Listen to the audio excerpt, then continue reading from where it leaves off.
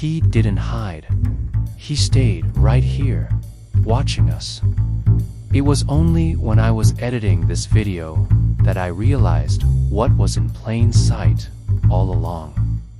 It had been staring me in the face the whole time, and it was undowned until I went back to the video footage and looked again that I saw what I had missed. But first, do unforget to hit subscribe so you do unmiss any more true crime stories like this one. In 2018, William Devon Howell was finally arrested. He was charged with 2 counts of murder. The case against him was strong. DNA evidence linked him to the crimes. His own son even testified against him, but he still pleaded not guilty. What made this case particularly eerie was that Devon had confessed to the murders and then tried to lead the police to his victims' remains. Yet, he was somehow still able to convince himself that he wouldn't be convicted.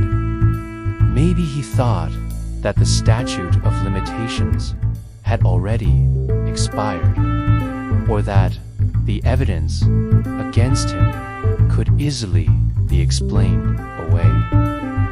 But whatever his reasoning, he seemed confident that he would get away with it. He was sentenced to life in prison without parole. That should have been the end of it. But 3 years later, in 2021, it came to light that William Devon Howell was actually innocent. Howell served 47 years in prison for murders he did not commit. So how did this happen? How could an innocent man spend half a century behind bars? The answer is shocking. In fact, it has more than one. William Devon Howell was wrongfully convicted based on eyewitness misidentification. The problem of mistaken identity is a serious issue in criminal trials. According to the Innocence Project, eyewitness misidentification is the primary cause of wrongful convictions. It is responsible for over 75% of the 360 death row exonerations since 1989. People are remarkably bad at remembering details about people they see briefly or in unfamiliar settings. For example, research by social psychologists Daniel Gilbert and Anthony Leet found that people who witness a crime are less likely to accurately identify the perpetrator if they are from an unfamiliar racial group. This phenomenon is called cross-race identification, and it occurs because our brains are wired to pay more attention to the unusual. So we fail to encode information about what is commonplace. As a result, witnesses may notice distinctive features such as a person's hairstyle or clothing, but overlook their face. When we are confronted with a lineup, we tend to guess rather than reason our way through the options. We look for clues to confirm our initial impressions, instead of keeping an open mind. To make matters worse, eyewitnesses are often reluctant to admit they might be wrong. Their confidence can be severely misplaced. Witnesses often base their identification on a feeling of familiarity rather than a recollection of specific details. After all, when we meet someone, we generally take in everything about them. Their appearance, the way they speak, how they move. And when we meet someone new, we only commit some of that information to memory. So it's perfectly natural to feel like you recognize someone, even if your memory is hazy.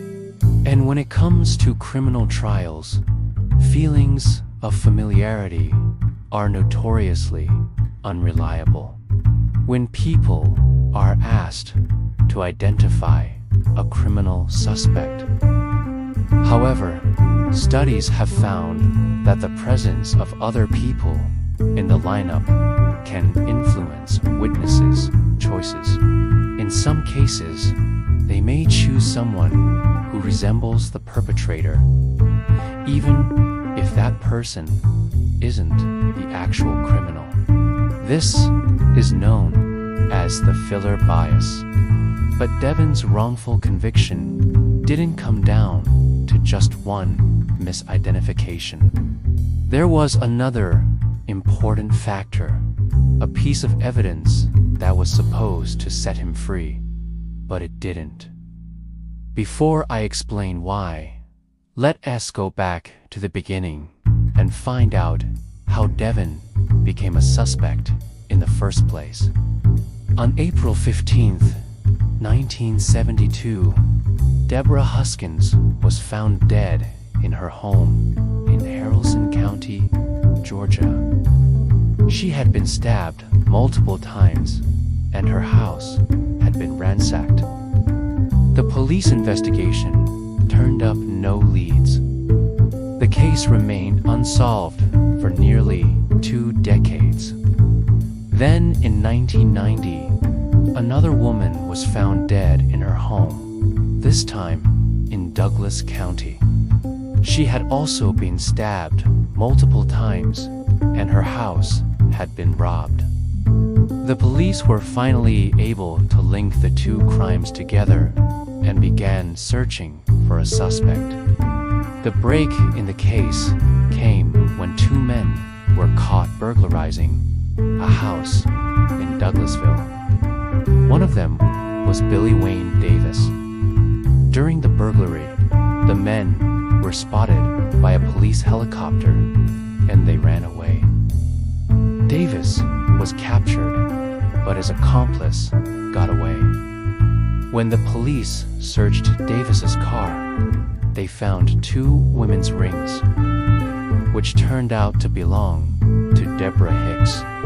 He was questioned about the murders, and he confessed. Davis claimed that he had acted alone in killing both women, but he quickly recanted his confession. Davis was sent to trial.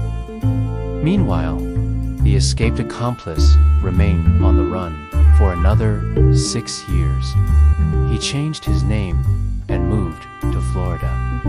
By 1996, his life there was going well. He had a wife and children. Then, one day, he decided to turn himself in. He walked into a police station and told the officers that he wanted to confess to 2 murders. The police were surprised. They had been looking for him for so long, and he had basically handed himself over. He told the police that he was involved in the burglaries with Davis, but he insisted that he hadn't participated in the killings.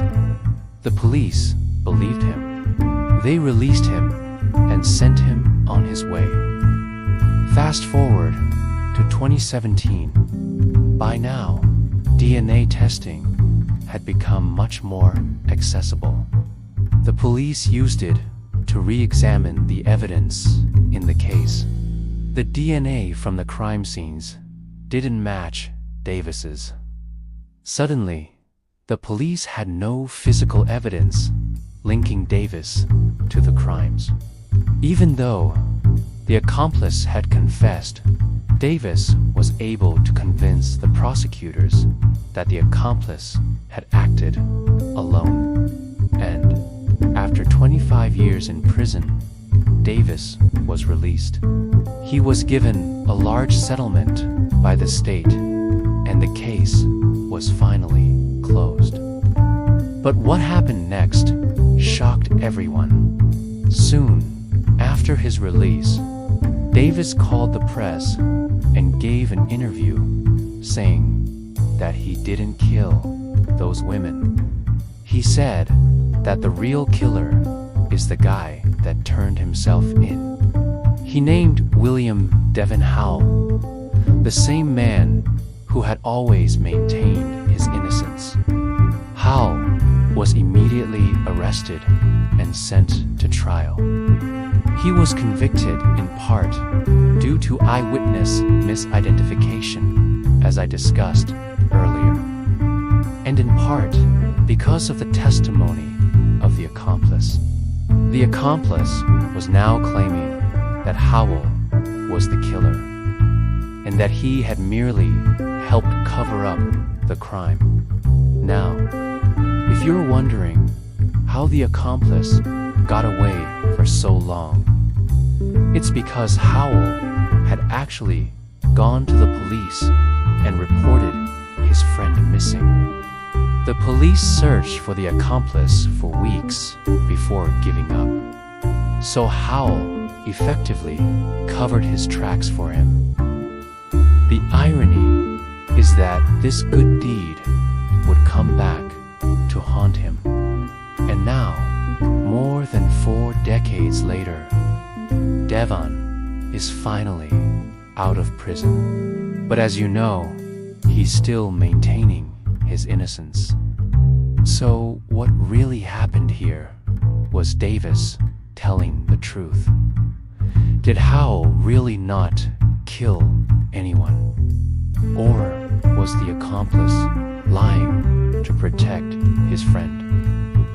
Unfortunately, we may never know the truth. What I do know is that this is a reminder of how fragile justice can be.